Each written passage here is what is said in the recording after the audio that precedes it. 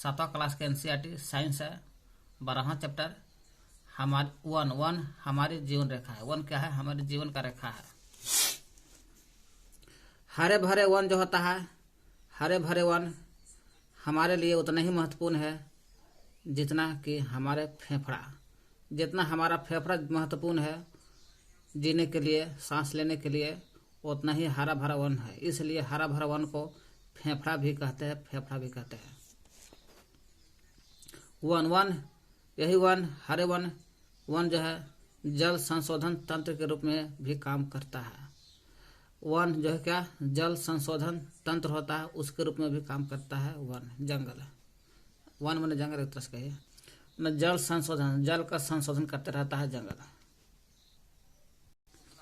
यह है वन, यह है वन का दृश्य। वन का दृश्य जंगल है।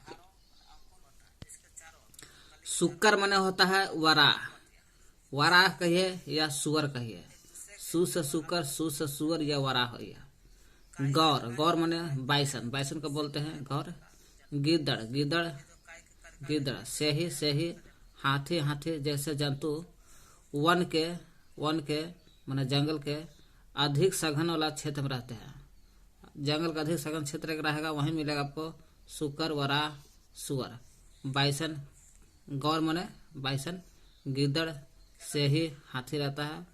जंगल के वन का सघन वाला क्षेत्र में रहते हैं सब। इस प्रकार के जानवर रहते हैं यहाँ पर। जानवरों का आवास है वन, एक आवास है जानवरों का। कर है वन जवान किस प्रकार अनेक जंतुओं का भी और पादप के लिए आश्रय माने घर, आवास देता है।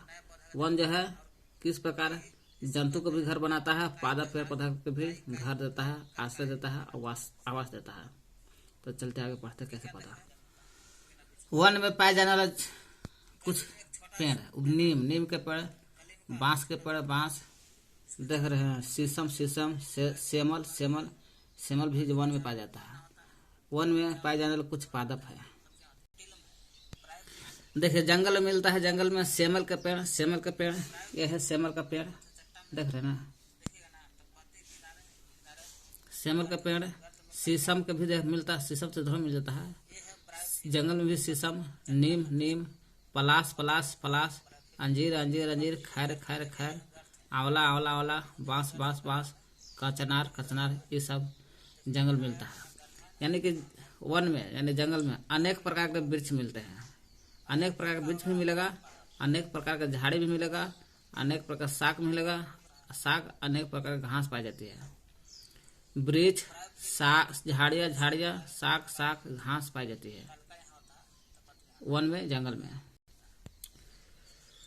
वृक्षों पर, वृक्ष जो पाया जाता है, वृक्ष पर झाड़ियाँ, साग, घास, यही वृक्ष पर विभिन्न प्रकार के, अनेक प्रकार के विसर्पी लाता रहता है। विसर्पी लाता माने कि लता एक दूसरे पर चढ़ रहता है पेड़ पर। आरोही लताएं भी रहता है। विसर्पी लता के अलावा आरोही लताएं भी लिपटी होती रहती है। वृक्ष घना होता है और घनी पत्ती रहता है। और घनी पत्ती होने के कारण वृक्ष में घनी पत्ती होता है। वही घनी पत्ती के आवरण के कारण सूर्य का प्रकाश मुश्किल से ही कहीं कहीं दिखाई देता है। वन के अंदर काफी अंधकार होता है, सूर्य का प्रकाश अंदर नहीं झल पाता है, जिस कारण क्या होता है, नीचे प्रकाश नहीं रहता, अंधकार रहता, नीचे जड़ता। वन से क्या क्या मिलता है? वन से गोंद मिलता है, गोंद मिलता है वन से। तेल, मसाला, जंतु का चारा भी, औषधि वाला पादप, जड़ी बूटी सब मिलता है जंगल से। इतने में एक लड़की का सवाल होता है, शीला समझ नहीं पा रहे थे कि आखिरकार इन वृक्षों को, जंगल में जो वृक्ष है वो वृक्ष को किसने लगाया।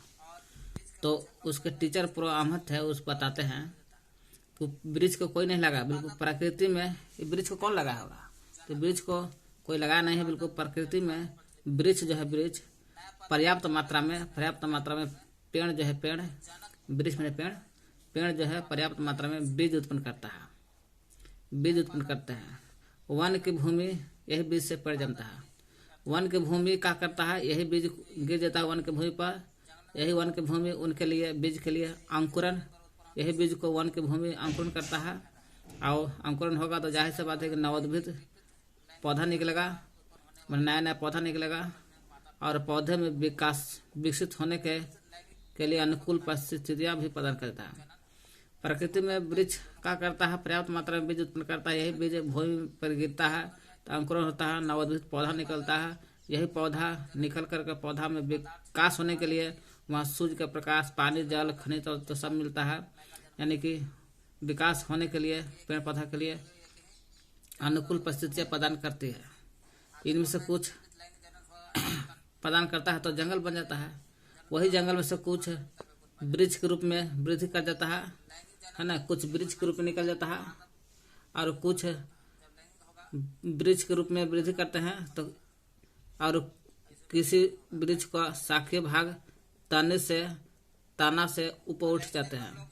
कोई के वृक्ष तो निकलता है जंगल में, वही वृक्ष का शाखीय भाग तना से भी ऊपर उठ जाता है और जो शिखर कहलाता है। देखिए कुछ शिखर आकार ताना है, ताना से भी देखिए एक ताना नीचे तक एक से ऊंचा हो गया, यही से ऊंचा हो गया, यही हो गया शिखर। क्या है, शिखर। वैसा वृक्ष जो ताना से भी ऊपर उठ गया, ताना से ऊपर उठ गया तो शिखर कहते हैं। वृक्ष के जो शिखर है, ये जो शिखर है ऊपरला, वृक्ष के शिखर की आकृति और अमाप साइज क्या है, आकृति भी अमाप साइज भी परस्पर भिन्न होते हैं। देखिए इसका शिखर कुछ है, इसका साइज कुछ है, इसका साइज कुछ है, इसका साइज कुछ है, इसका साइज कुछ है।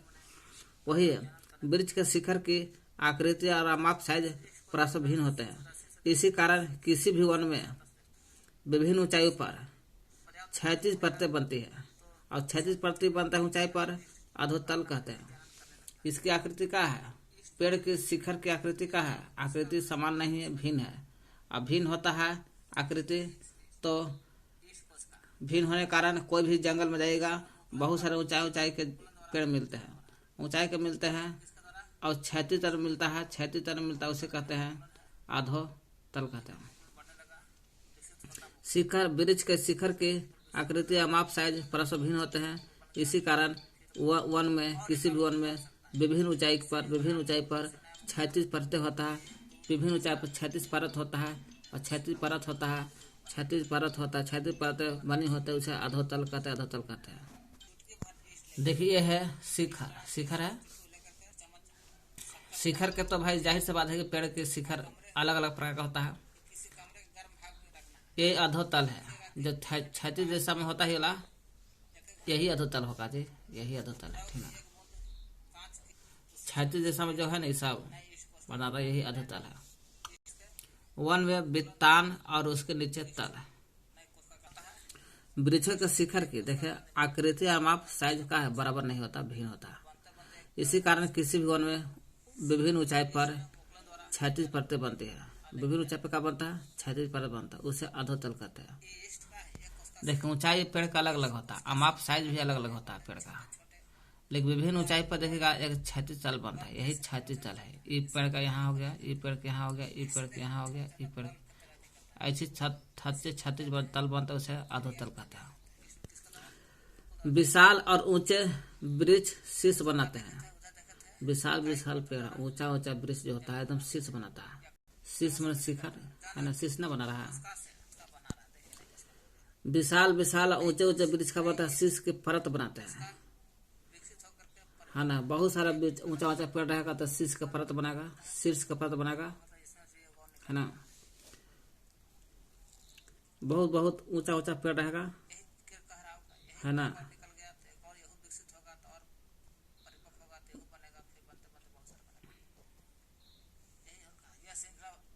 बहुत ऊंचा पेड़ रहेगा तो विशाल ऊंचा वृक्ष रहेगा, एकदम ऊंचा। अब हो गया ना ऊंचा। विशाल और ऊंचा वृक्ष के वृक्ष जो है शीर्ष के परत बनते हैं, शीर्ष का परत हो गया, शीर्ष की परत बनाते हैं, जिसके नीचे झाड़ी होता है, इसके नीचे झाड़ी होता है।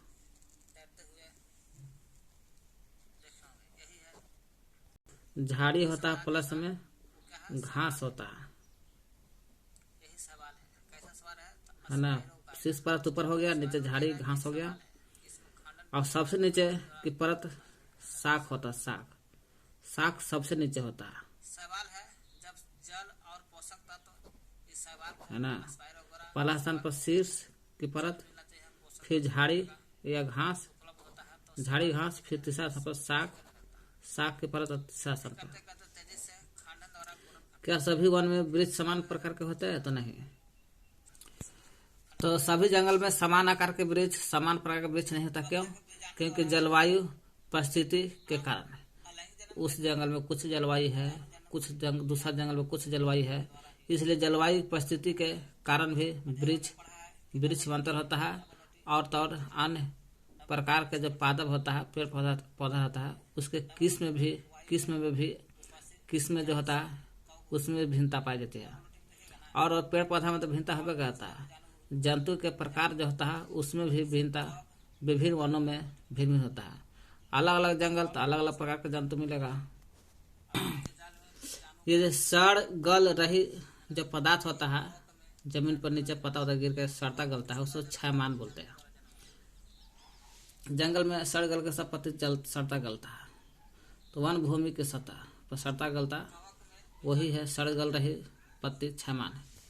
वही क्षयमान जो है, क्षयमान पदार्थ आर्द्र और गर्म थे जमीन के अंदर। जब सड़ता गलता है तो वह जमीन के अंदर आर्द्र भी था, नमी भी था और गर्म भी था। यह वही क्षयमान पदार्थ आर्द्र और गर्म थे जंगल का। कह रहा है वन की भूमि पर चलिएगा ना, वन की भूमि पर तो लगेगा कि वहाँ क्षयमान सड़ गल के पदार्थ आर्द्र और गर्म नहीं होता है। इसलिए वन की भूमि पर चलिएगा तो सूखी पत्ती पर चलिएगा, सूखी पत्त पर, सूखी वन की भूमि के सूखी पत्ती पर चलिएगा, लगेगा ना कि स्पंज के गलीचा है, एकदम स्पंज की तरह चलने के महसूस करिए, लगेगा स्पंज पर चले रहे हैं। कहा कि वृक्ष को काट दिया जाएगा तो क्या होगा? तो सवाल उठता है कि वृक्ष काटने से जानते क्या होगा? जैसे सुनो, तुम स्वपोषी जो स्वयं भोजन बनाता है पेड़ पौधा, परपोषी दूसरे जो जीव दूसरे जीव पर रहता है, और दूसरा जीव पर रहता है जीव हो गया परपोषी, और जो रहता है दूसरा पर रहने वाला को परजीवी कहते हैं। मृत पोषी, मृत को सड़ा हुआ चीज को खाता है, मृत पोषी के बारे में पढ़ा है। तुमने पढ़ा है कि हरे पादप, हरा पेड़ पौधा जो है किस प्रकार भोजन का निर्माण करता है? जानते हैं भाई कैसे करता है? सभी जंतु है ना, चाहे वह शाक भक्षी जंतु हो, सभी जंतु, चाहे वो शाक भक्षी जंतु, शाकाहारी जंतु हो या मांसाहारी जंतु हो, मांस भक्षी जंतु हो, अंततः देखा जाए सबके सब भोजन के लिए पेड़ पर ही निर्भर रहते हैं, पादप पर निर्भर रहता है। जो जीव, और कह रहा जो जीव पादप का भोजन करता है, अक्सर देखेगा जो जीव पेड़ को भोजन करता है और जो करता है अक्सर उन्हें अन्य जंतु द्वारा या जीव द्वारा भोजन के रूप में ले लिया जाता है, खा लिया जाता है।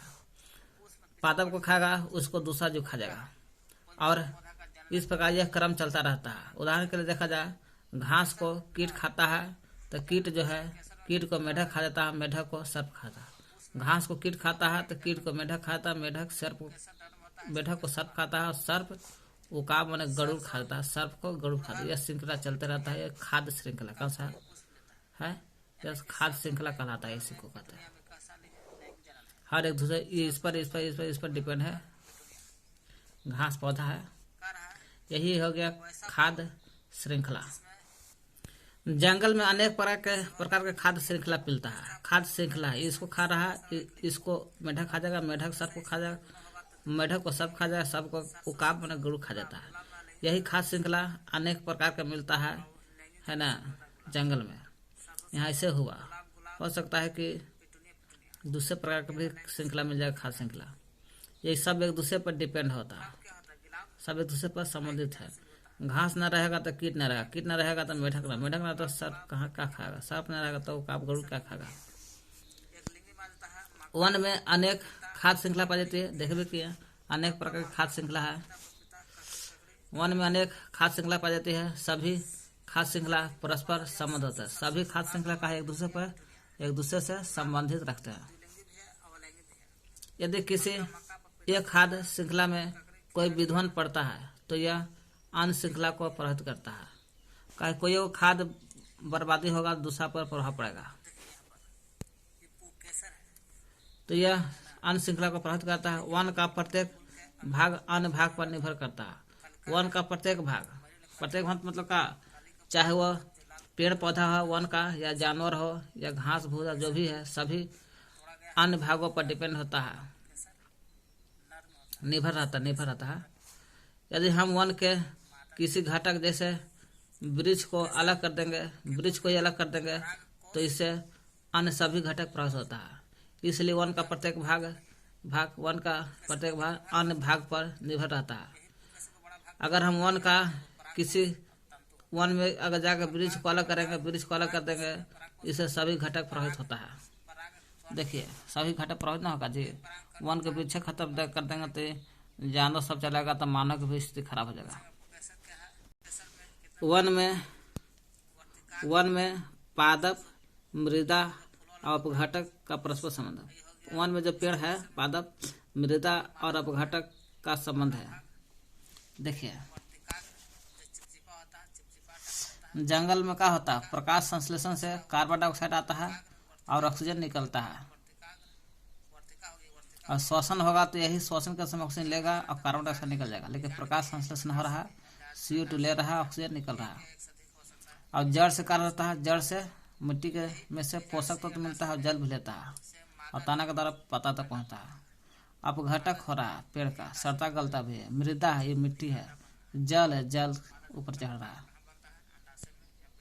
यही है वन में पादप, जो पेड़ जो है, मृदा, अपघटकों का परस्पर संबंध है।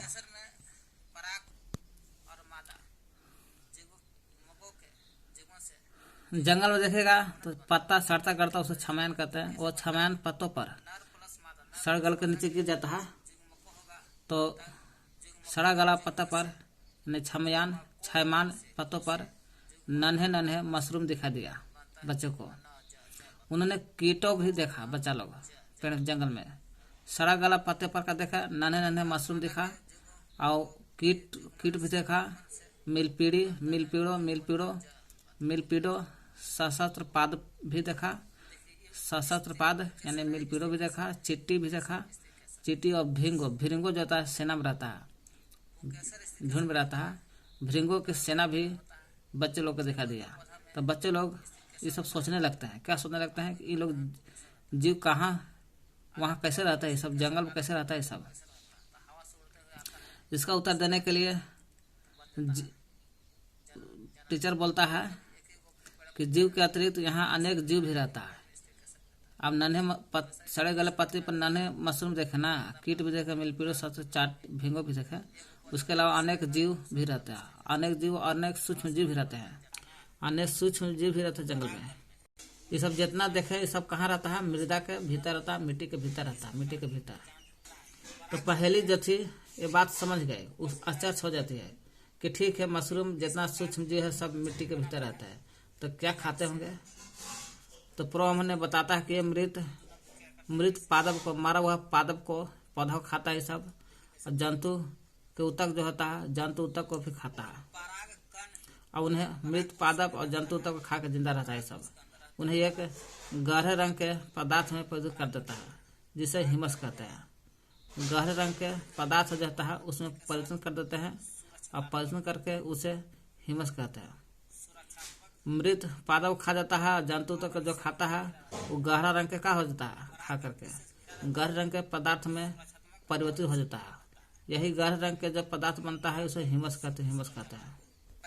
जंगल में देखेगा तो छयमान पत्ती पर नन्हे मशरूम दिखाई देगा, कीट दिखाई देगा, मिलपीडो, सहस्त्रपादो दिखाई देगा, चींटी, भृंग की सेना भी दिखाई देगा, जीव भी दिखाई देगा, और सूक्ष्म जीव भी दिखेगा। ये सब क्या करता है, खाने के लिए मिट्टी के अंदर रहता है। सब मिट्टी के अंदर रहता है, और खाने के लिए मृत पादपी और जंतु तक को खाते हैं। तो गहरे रंग के उन्हें एक गहरे रंग के पदार्थ में कन्वर्ट करता है खा करके।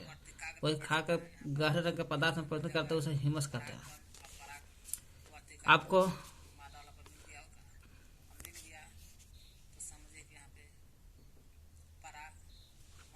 पादप और जंतु के मृत शरीर को खा करके गहरे रंग के परिवर्तन करते हैं, उसे ह्यूमस कहते हैं। वही ह्यूमस में पादप मारा हुआ जंतु के मृत शरीर को ह्यूमस में पादप रहे या जंतु रहे, दोनों के मृत शरीर रहता है। वो दोनों मृत शरीर को पादप और जंतु के मृत शरीर को ह्यूमस में परिवर्तित करने वाला जो सूक्ष्म होता है, उस सूक्ष्म जीव को कहता है अपघटक कहलाता है। यही अपघटक है। जब पेड़ पौधा सड़ गल जाता है या जंतु मर जाता है, उस दोनों के शरीर में को जो ह्यूमस में कन्वर्ट करता है, जो ह्यूमस बनाता है, उस जीवा का कहते हैं अपघटक कहते हैं। अपघटक जैसे बैल मर जाएगा तो कुछ दिन के बाद सड़ जाएगा, तो सड़ाने वाला जीवाणु होता, जो सूक्ष्म जीव होता है, वो होता है अपघटक कहलाता है। जहाँ ह्यूमस रहेगा ना, ह्यूमस उपस्थिति यह सुनिश्चित करता है। अगर ह्यूमस है, ये बताता है क्या ह्यूमस। जहाँ ह्यूमस रहेगा तो समझ लीजिए वहाँ पर मृत पादप और जंतु के पोषक तत्व मृदा में निर्मुक्त होते रहते हैं।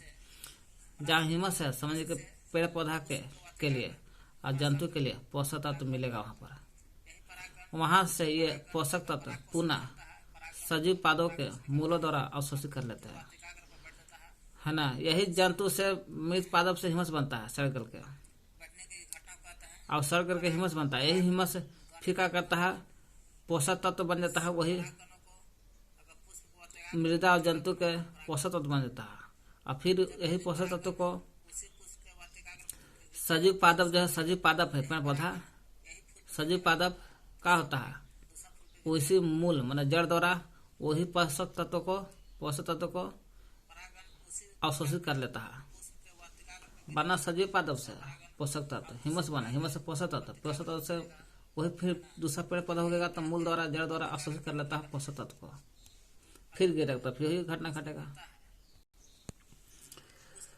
शीला ने पूछता है कि जब वन में कोई जंतु मर जाता है तो उसको क्या होता होगा। तो मर जाएगा तो कुछ नहीं, उसे मृत जंतु को गिद्ध खा जाएगा, कौवा खाएगा, मारा हुआ चीज को गीदड़ भी खा लेगा, कीटों का भोजन बन जाता है होगा। इस प्रकार पोषक तत्व का चक्र चलते रहता है, जिससे वनों में कुछ भी व्यर्थ नहीं जाता, वन में कोई भी व्यर्थ नहीं जाता। पेड़ से बना ह्यूमस और ह्यूमस से पेड़ जंतु से बना ह्यूमस से पोषक तत्व फिर पेड़ पौधा के मूल द्वारा अवशोषित कर लेता है। फिर पेड़ मर जाएगा तो फिर ह्यूमस पोषक तत्व फिर पेड़ के मूल जड़ द्वारा अवशोषित कर लेता है। यही घटना चलते रहता है। मृत जंतु को गिद्ध कौवा खाता है, गिद्धड़ों खाता है, कीटों खाता है, भोजन बनता है। इस सब का पोषक तत्व बन गया मृत जंतु। इस प्रकार पोषक तत्व का चक्र चलते रहता है और वन में जंगल में कुछ भी व्यर्थ नहीं जाता है। वो मरेगा तो ओकरा खाएगा, वो मरेगा तो ओकरा खा जाएगा। पहली ने प्रो अहमद को याद दिलाया कि सर जी, पहली पूछती सर जी से कि हरा पेड़ पौधा को हम लोग फेफड़ा क्यों कहते हैं, वनों को जंगल को हरा फेफड़ा क्यों कहते हैं। तो टीचर समझाता है कि जानता है वन को हरा फेफड़ा इससे कहते हैं कि वन हरा भरा जब रहता है तो पेड़ जो रहता है जंगल में, वो पेड़ पौधा प्रकाश संश्लेषण करता है, और प्रकाश संश्लेषण करेगा तो ऑक्सीजन छोड़ता है, CO2 लेगा, ऑक्सीजन छोड़ता है, और सभी मानव के लिए ऑक्सीजन क्या होता है, मिल जाता है। इस प्रकार मानव को ऑक्सीजन मिल गया, और तो साथ साथ वे वायुमंडल में ऑक्सीजन को और कार्बन डाइऑक्साइड के संतुलन को भी बनाए रहता है ना। वायुमंडल में ऑक्सीजन जितना चाहिए उतना मिलता रहता है और कार्बन डाइऑक्साइड जितना चाहिए उतना मिलता रहता है। इसके कारण दोनों का संतुलन बन रहता है। इसलिए वनों को हरा फेफड़े कहा जाता है। देखिए ऑक्सीजन मिला, ऑक्सीजन पादप से का मिला, ऑक्सीजन जंतु को मिला, जंतु का दिया CO2, पेड़ पौधा का दिया। इस प्रकार संतुलन बने रहता है। ऑक्सीजन और कार्बन डाइऑक्साइड का संतुलन। जितना ऑक्सीजन दे गया जंतु को उतना ही जंतु CO2 कार्बन डाइऑक्साइड दे दिया, इसलिए दोनों का संतुलन बन रहता है। ई एक से जी ले रहा है, ई एक से जी ले रहा है, इसलिए संतुलन बनल है दोनों पर। इसलिए पेड़ पौधा को नहीं काटना चाहिए, नहीं तो काट दीजिएगा तो CO2 कौन देगा, ना देगा तो हम कार्बन डाइऑक्साइड देंगे और लेने वाला कोई नहीं ले लेगा, और CO2 देवे नहीं करे तो जाहिर सी बात है कि आदमी मर जाएगा, आदमी का जीव जंतु सब मर जाएगा।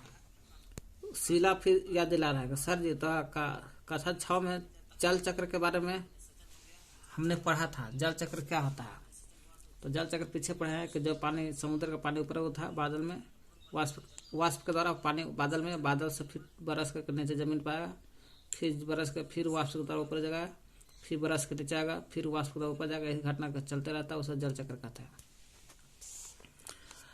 नीचे का पानी जो नहीं समुद्र से हो जाता है, पेड़ पौधा से भी ऊपर वाष्प के द्वारा ऊपर जा सकता है।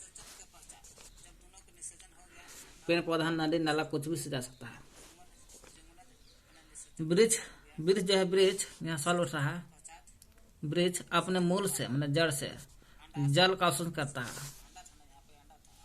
और जड़ से क्या करता है, जल को अवशोषण कर लेता है। पेड़ अवशोषण करके वाष्पोत्सर्जन पेड़ करता है, वाष्पोत्सर्जन के द्वारा वही जल को वाष्प के द्वारा ऊपर छोड़ देता है।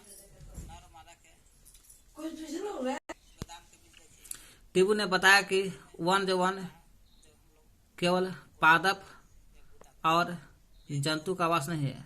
वन जो पादप का आवास है ये है, जंतु का भी आवास है, बल्कि वन क्षेत्र में अनेक मानव समुदाय भी रहता है जंगल में। इनमें से कुछ जनजाति हो सकते हैं, जंगल में रहने वाला जनजाति भी हो सकता है समुदाय। टिब्बू ने समझाया कि लोग अपनी अधिकतर आवश्यकताओं के लिए वन पर निर्भर रहते हैं। जो जनजाति जंगल में रहते हैं वो अपना आवश्यकता के लिए जंगल पर वन पर निर्भर करते हैं। उन्हें वन से भोजन मिलता है, आश्रय मिलता है, जल भी मिलता है जंगल से, वन से औषधि प्रदान करता है। जो जंगल में रहते हैं उनको औषधि के बारे में जानकारी भी होता है। प्रकाश संश्लेषण के बारे में अध्याय 1 में पढ़ चुके हैं, पीछे पढ़ लीजिएगा, यही याद दिला रहे बेचारे। यहाँ है सघन झाड़ी रहता ना, एकदम सघन झाड़ी, और ऊंचा घास जो रहता है, ऊंचा घास उस जंतु को क्या करता है, जंतु को भोजन देता है। सघन झाड़ी और ऊंचा घास जंतु को भोजन देता है और जंतु को आश्रय प्रदान करता है। वही जंतु को वन में रहने वाले मांसभक्षी जीवों से सुरक्षा भी प्रदान करता है। मांसभक्षी मतलब क्या, जैसे सियार हो गया, कुत्ता हो गया, और लोमड़ी हो गया, बाघ हो गया, शेर हो गया, ये सभी मांसभक्षी जीवों से सुरक्षा प्रदान करता है ना, अन्य जीव को। कौन, सघन झाड़ी और ऊंचे घास। बूझों ने सबका ध्यान जंतु की लीद की एक छायमान ढेरी पर आकर्षित कर दिया। छायमान मैंने कहा जंतु का सड़ा गला चीज रहता है, वहां ध्यान दिया। देखो मरल है, सड़ा गला जंतु है। उस ढेर पर अनेक भृंगु के सेना था। सड़ा गला चीज है तो सड़ा गला भृंगु खा रहा था अपना। और कैटरपिलर लार्वा भी पनप रहता, सड़ा गला चीज पर पनप रहे थे। अनेक नवोद्भिद भी अंकुरित हो रहा था। वही सड़ा गला चीज पर भृंगु भी लगल था, कैटरपिलर का लार्वा भी लगल था, और नवोद्भिद पौधा भी उग रहा था उस पर। ये नवोद्भिद कुछ शकों और झाड़ियों के थे। ये नवोद्भिद नया नया जो पौधा उग रहा था, कुछ शक के भी था, कुछ झाड़ी भी था। जंतु भी कुछ पादप के बीजों को प्रकीर्णन करते हैं। जंतु जो है, जंतु पेड़ पौधा का जो बीज को प्रकीर्णन करते हैं, एक जगह से दूसरी जगह गिरा देता है, उसे प्रकीर्णन कहते हैं। तो जंतु भी क्या करता है, पेड़ पौधा के बीज को प्रकीर्णन करते हैं सड़ जाने के कारण। इस प्रकार जंतु जो है, जंतु वनों में पादप को पेड़ पौधा को वृद्धि करने और उनके पुनर्जनन में सहायक होता है। तो जंतु क्या हो गया, जब जंतु पेड़ पौधा के बीज को प्रकीर्णन करते हैं, इसलिए जंतु का हो गया पादप को जंगल में, पादप मैंने पेड़ पौधा को वृद्धि करने में और उनके पेड़ पौधों का पुनर्जन्म दोबारा जन्म करने में सहायता करते हैं जंतु भी। वही जंतु को क्षयमान जो गोबर होता है, गोबर जो है जंतु का जो गोबर बनता है, सड़ा गला गोबर जो बनता है क्षयमान में सड़ा गला गोबर, नवोद्भिद पौधा जो उगता है उसको उगाने में पोषक तत्व प्रदान करता है। नया नया पौधा को उगाने के लिए पोषक तत्व चाहिए ना, जितना हाँ गोबर से मिलता है। यह सुनने के बाद बुझो ने अपने नोटबुक में नोट किया पादप को पेड़ पौधा को अधिक किस्मों का आश्रय देकर, कोई पेड़ पौधा को अधिक किस्म को शीशम, लिप्टस के पेड़, बहुत सारा आम के पेड़ लगा करके, वही अधिक किस्मों को पेड़ लगा करके आश्रय दे करके वन शाकाहारी जंतु को भोजन और आवास के लिए अवसर प्रदान करते हैं। शाकाहारी क्या है? शाकाहारी नाम आया यहाँ पे। शाकाहारी की अधिक संख्या का अर्थ क्या है? शाकाहारी का अर्थ यही है कि विभिन्न प्रकार के मांस पक्षी को भोजन करता है। नहीं, शाकाहारी नहीं है। शाकाहारी विभिन्न प्रकार के मांस भक्षियों के लिए भोजन की अधिक उपलब्धता है ना। शाकाहारी उसे कहते हैं जो मांस खाने वाला जो जीव रहता है उसको शाकाहारी खुद बन के दे देता है कि हम शाकाहारी खाओ। शाकाहारी यानी कि जो मांस खाता है उसको उपलब्धता कराता है शाकाहारी से। वही शाकाहारी मैंने विभिन्न प्रकार के मांस भक्षी के लिए, विभिन्न प्रकार का जो मांस पक्षी है उसके लिए भोजन की उपलब्धता करना। जंतु का देखा पीछे देखे हम लोग,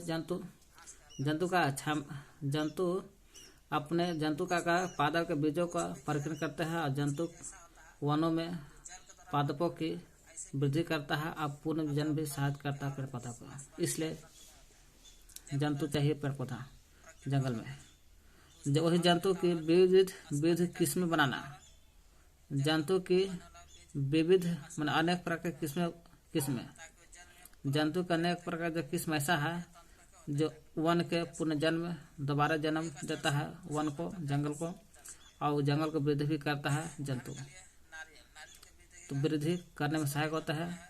अपघटक जो हिम पादपों और जंतुओं के मृत जो शरीर था उस शरीर को हिमस में बदलता है। जो जीव बदलता है उसको उस सूक्ष्म जीव को अपघटक कहता है। यही अपघटक के द्वारा वन में उगने वाले पादप के लिए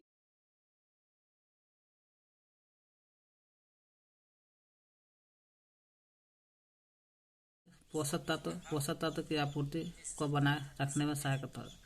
अपघटक भी जंगल में जितना पेड़ पौधा उगता है उसका पोषक तत्व बने रहता है अपघटक के द्वारा। इस प्रकार वन एक गतिक सहजीवी इकाई है। गतिक सहजीवी इकाई हो गया। सहजीव में एक दूसरे पर डिपेंड है, इसलिए गतिक सहजीवी इकाई है वन एक क्या है? वन एक गतिक सहजीवी इकाई हो गया जो जीवन और जीवन क्षमता से भरपूर है वन। देखिए यहाँ वाष्पोत्सर्जन होता है, वाष्प नीचे से है ना, बहुत सारे पोषक तत्व तो जल लेता है और जल लेकर के फिर बाहर निकलता है। वाष्पोत्सर्जन के द्वारा वाष्पन होता है। समृद्ध वितान और वनस्पति की अनेक परतें वर्षा की बूंदों की चाल को कम करता है। वर्षा का जो बूंद है इसको चाल को बहुत तेजी से वर्षा का बूंद आ रहा है, इसको चाल को कम करता है कौन? समृद्ध वितान और वनस्पति की अनेक परत वर्षा के चाल को कम कर देता है। नीचे गाते गाते गिरता पानी। मूल तंत्र, यह मूल तंत्र है। जल के भूमि में अवस्त्रावित होने में सहायक होता है। मूल तंत्र जो है जल के भूमि में बहने नहीं देता है, पकड़ के रख देता है जड़ जमीन को। यही भौम स्तर है। भौम स्तर से भी वाष्पीकरण होता है और वाष्पोत्सर्जन से भी पानी ऊपर जाता है फिर नीचे लौट जाता है। इस घटना को जल चक्र कहते हैं। वन वितान को वन क्या है? वितान की सबसे ऊपरी परत होता है। वन क्या है? वृक्ष का सबसे ऊपरी परत वन है, बितान है कहते इसको क्या? वन बितान की सबसे ऊपरी परत होता है बितान। बितान काम का है सबसे ऊपरी परत होने के कारण वर्षा के बूंदे जो आता है उस बूंदों को विच्छिन्न करता है, कमजोर कर देता है, अर्थात वर्षा के बूंदों को छोटी छोटी फुहारों में परिवर्तित करता है ना। इसके कारण धीरे धीरे गिरता है ना। वर्षा के बूंदों का विभिन्न छोटे छोटे टुकड़ा में करता है, जिस कारण धीरे धीरे पानी गिरता है। अधिकांश जल जो है वर्षा का जल वृक्ष की शाखा से गिरेगा, शाखा मैंने शाखा, पत्ती से टपकेगा या ताना से होते हुए नीचे झाड़ी तक जाएगा, झाड़ी से शाख में धीमे धीमे गिरता है। सवाल उठ रहा है कि अगर वन नष्ट हो जाएगा, जंगल अगर नष्ट हो जाएगा तो कार्बन डाइऑक्साइड की मात्रा बढ़ेगा, क्योंकि CO2 वायु में कार्बन डाइऑक्साइड की मात्रा बढ़ जाएगी, क्योंकि कार्बन डाइऑक्साइड पेड़ रहता है, पेड़ नहीं रहेगा तो कार्बन डाइऑक्साइड कौन लेगा, इसलिए मानव छोड़ेगा, कार्बन डाइऑक्साइड तो बढ़ जाएगा।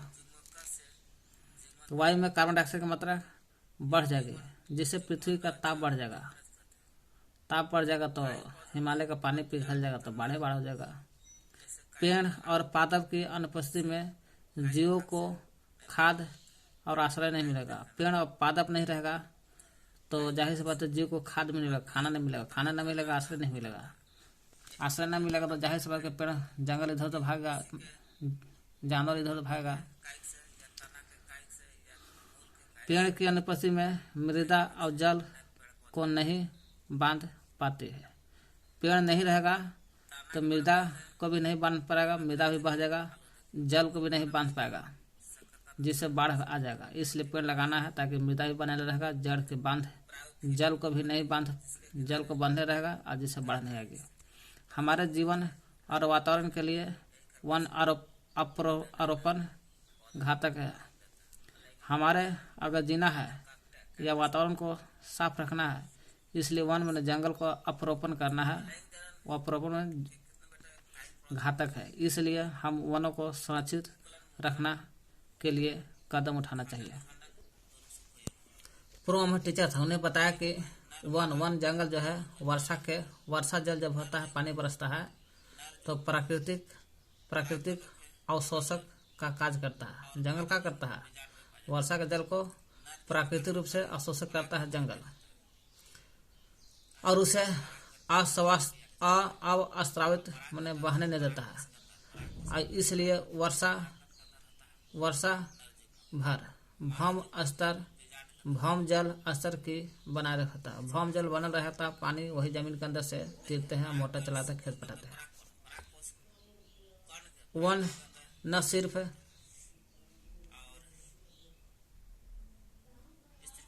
माने वातावरण को नियंत्रित करता है, बल्कि जल के जो प्रवाह होता है उसको प्रवाह को बने रहता है जंगल, जिससे हम जल को सतत आपूर्ति मिलती रहती है। जल हमेशा मिलती रहता है, क्यों? क्योंकि जंगल है, भौम जल को बनाए रहता है, वर्षा के जल को, इसलिए हम लोग जल हमेशा मिलते रहता है, पानी पी लेते हैं। इसके विपरीत यदि वृक्ष ना रहेगा तो क्या होगा? तो वृक्ष ना ही रहेगा, वर्षा जल आएगा सीधे भूतल पर गिरेगा और गिर के आसपास के क्षेत्र भर सकता है। तेज वर्षा होगा, मृदा के ऊपरी उपजाऊ भी होगा, मृदा के ऊपरी उपजाऊ परत जो होता है, मिट्टी के जो ऊपरी परत जो होता है उपजाऊ होता है, वही परत को भी क्षति पहुंच सकता है अगर जंगल न रहेगा तो। वृक्षों तथा अन्य पौधों के मूल जो होता है, वृक्ष रही अन्य पौधा का जो जड़ रहता है, जड़ में मूल, उस सामान्यतः मृदा को एक साथ बांधले रहता है। अब मृदा को साथ बांधले रहता है, बारिश नहीं होगा तो जाहिर सी बात है कि वो अनुपस्थित रहेगा, पेड़ पौधा, जंगल नहीं रहेगा तो मृदा, पानी होगा तो मृदा को क्या करेगा? पानी वर्षा जल के साथ बहा कर ले जाएगा। इस घटना को अपरदन कहते हैं। वर्षा के साथ बहा कर ले जाएगा मृदा को, उपजा मृदा को, तो उसे अपरदन कहते हैं।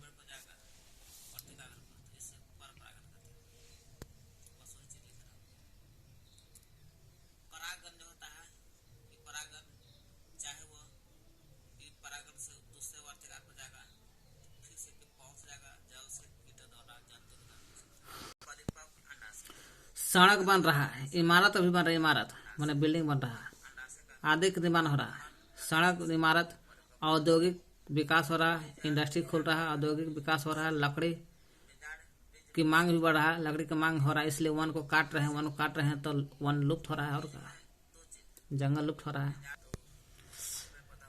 पालतू पशु,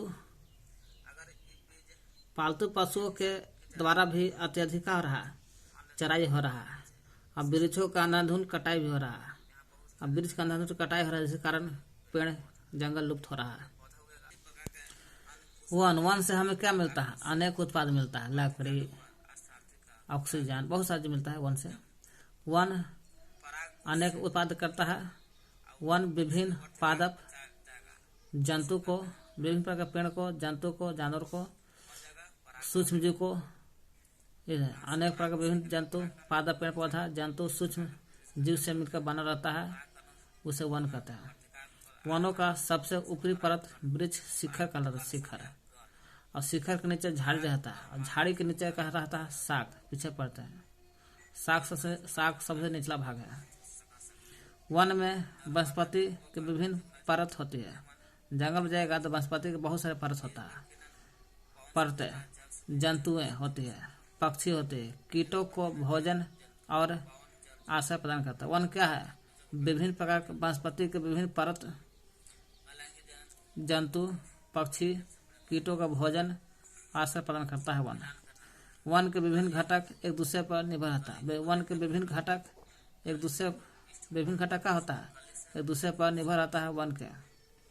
वन वृद्धि करते हैं और परिवर्तित होते हैं। वन बढ़ता भी है, वृद्धि भी होता है और परिवर्तित भी होता है, तथा वन का पुनर्जन्म भी होता है मिट्टी के द्वारा, जंतु के द्वारा। वन में मृदा, जल, वायु, सजीवों के बीच परस्पर क्रिया होता है। वन में क्या होता है, मृदा, जल, वायु, सजीव सब एक दूसरे पर, सजीव वायु पर, वायु जल पर, जल फलना ढकने पर एक दूसरे से परस्पर क्रिया करते रहते हैं। वन मृदा को अपरदन से बचाता है। वन क्या करता है, मृदा को बचाता है, किससे, अपरदन होने से। जंतु या मृदा वनों की वृद्धि करते हैं और उनका वनों का पुनर्जन्म में सहायक भी होता है। वन जंतु मृदा क्या करता है, वन को बढ़ाता भी है और पुनर्जन्म भी करता है।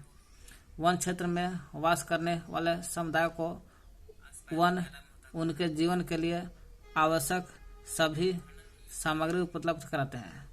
कारण वन क्षेत्र में जो समुदाय शामिल होते हैं, निवास करते हैं, उस समुदाय के जीवन में जो जो चीज चाहिए वो सब मिलता है जंगल से। वन इन सामग्रियों को जीवन का आधार प्रदान करते हैं। सभी समुदाय को जीवन का आधार प्रदान करते हैं जंगल समुदाय को। वन के वन जल चक्र, जलवायु, जल चक्र, वायु की गुणवत्ता को नियंत्रित रखता है। जंगल रहेगा, वन रहेगा तो जलवायु भी समय पर बढ़िया से होगा, ठंडा गर्मी मौसम सब होगा, बरसात भी होगा, जल चक्र भी होते रहेगा, वायु भी समय के अनुसार बढ़िया मिलेगा। कब, जब वन रहेगा तब। इसलिए जलवायु, जल चक्र, वायु की गुणवत्ता को नियमित करता है वन, जंगल।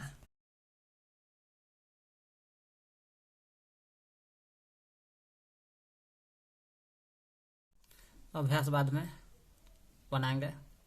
आगे देखें, कीट से, तितली से, मधुमक्खी से, पक्षी से पुष्पीय पादप का परागण जो होता है, परागण वार्तिकाग्र पर जाता है। किसका सहायता से होता है, कीट, तितलियां, मधुमक्खी, पक्षी के द्वारा पुष्पीय पादप का जब परागण होता है, ये परागण में सहायता होता है।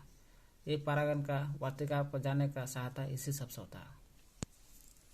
वन परिशुद्ध होता है कैसे, तो वन परिशुद्ध होता है वायु से और जल। वन परिशुद्ध करता है जी, वन किसको शुद्ध करता है, वायु को भी शुद्ध करता है, जल को भी शुद्ध करता है, यानी पर्यावरण को भी शुद्ध करता है। शाक सबसे ऊपर पेड़, शाक सबसे ऊपर होता है पेड़ के, सबसे ऊपर होता है क्या, शाक सबसे ऊपर होता है शीर्ष परत, और नीचे झाड़ी या घास, और नीचे आता है शाक। शाक जो है वन में निम्न परत बनाता है। निम्न इसलिए करेगा सबसे निचला, सबसे ऊपर शीर्ष परत, ओकर नीचे घास और झाड़ियाँ, ओकर नीचे शाक परत। शाक पर सब नीचे इसलिए निम्न परत है जंगल का। शाक क्या है? जंगल का निम्न परत।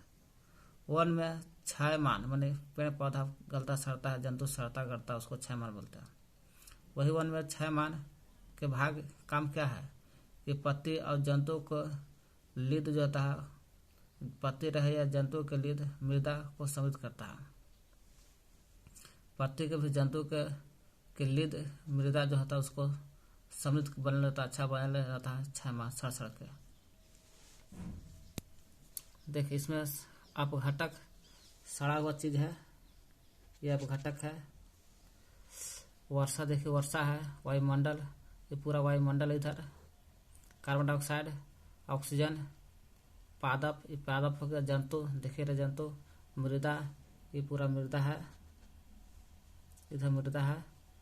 अपघटक पदार्थ, अपघटक पदार्थ, ये पूरा सड़ा काला चीज अपघटक है। जो सड़ाने वाला चीज होता है उसको अपघटक कहते हैं। मूल, जड़, ये जड़ है।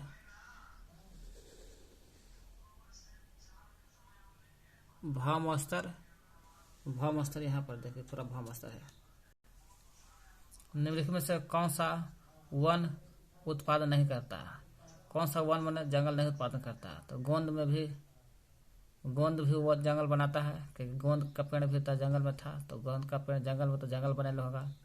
प्लाईवुड के भी, प्लाईवुड, सील करने का लाख भी, ये सब वन जंगल बनाता है, लेकिन कैरोसिन तेल नहीं बनाता, जंगल नहीं बनाता है।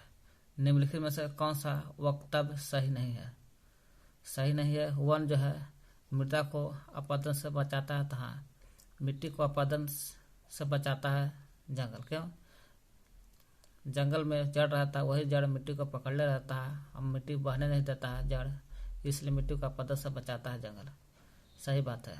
वन में पादप और जंतु एक दूसरे पर निर्भर नहीं है, ये नहीं कह रहा है, जबकि पेड़ पौधा और जंतु एक दूसरे पर डिपेंड है, एक दूसरे पर डिपेंड है।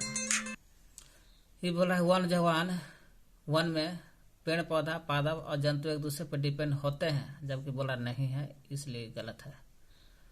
कौन वक्तव्य सही नहीं है? तो यही सही नहीं है। वन जलवायु और जल चक्र को प्रभावित करता है, जलवायु को भी प्रभावित करता है, जल चक्र को भी। वन रहेगा तो जल जमीन के अंदर रहेगा और जल चक्र होते रहता, पानी ऊपर जाएगा, फिर बरसेगा, फिर जाएगा, फिर बरसता रहेगा। मृदा वनों की वृद्धि और पुनर्जनन में सहायक होता है।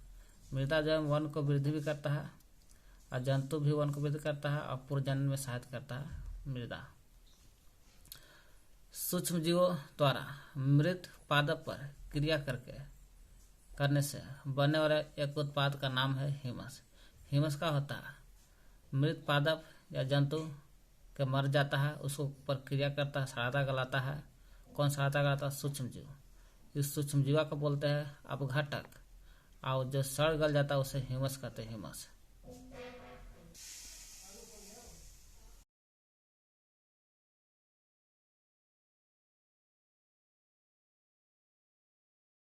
चैप्टर 6